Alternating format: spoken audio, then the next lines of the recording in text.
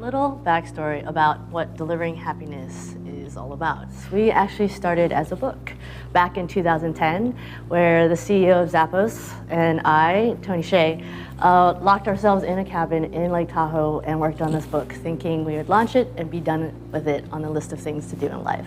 But lo and behold, there was a demand for happiness in the world. So we decided to evolve it into a company, and now we've impacted over 1 million people, worked with over 300 companies, got translated in over 20 languages, and essentially we are a culture consulting company that's here to make organizations more fulfilling and meaningfully happy in the world. If I were to summarize the last 15, 20 years of my life doing this, I'd put it into one simple equation. And that is, if you create environments where you have happier employees, then you'll have happier customers, and you actually have a more sustainable and profitable business.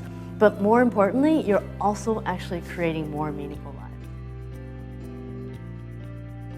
It's so important throughout this, and what we believe for the rest of your life, to be truly authentic to your, as we call it, weird self. You might be thinking, why does this all matter in the first place? If you were to guess, what percentage of the world's workforce are disengaged or essentially unhappy at their workplace right now? What would you think? Like 20%, 40, 60, 80, 90? 85% of the world's workforce are disengaged. And what does that translate to? That's $7 trillion loss in productivity for companies just like you. So if I ask you another question, why do you think this is the case? Why are people essentially unhappy? Is it because of their roles or their pay, their manager, or even the company that they work for? But what's great about that question is you don't need to answer that now, because the answer can actually be resolved and addressed in what we're going to be talking about here, which is sustainable company culture tied back to your ROI.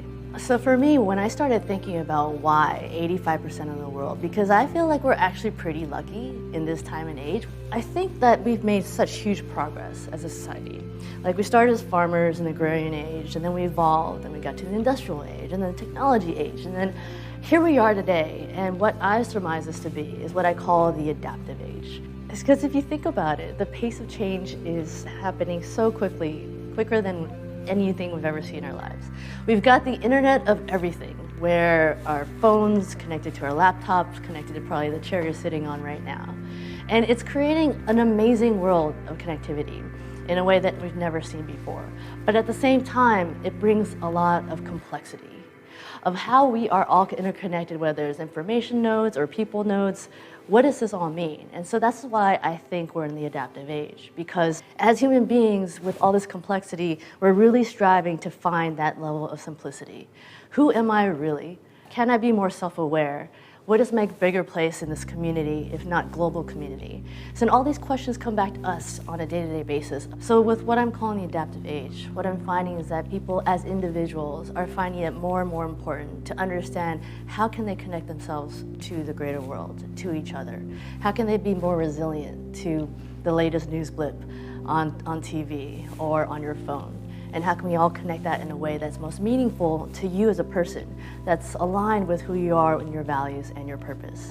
So what I feel is the importance of these once woo-woo concepts of happiness in our lives is that now more than ever, we can actually take it scientifically and apply it to true ROI for our companies, organizations. And that means what happiness is equal to: positive ROI, more profitability and sustainability. And again, meaningful lives. So the bottom line here is, if you want to not just survive, but actually thrive and adapt to this ever-changing world, even in the next year or two, what we know is that you need to build a purposeful, scientifically happy culture. And that is super essential if you want to exist 5 years down the road. We just know it really takes that sustainable, scalable plan to adapt your organization to ride these times. This is what it's all about for us. As we share the conditions, the process, our lessons learned of what it really means to change and adapt your own life and your organizations to a more meaningful, purposeful, and ROI-driven place.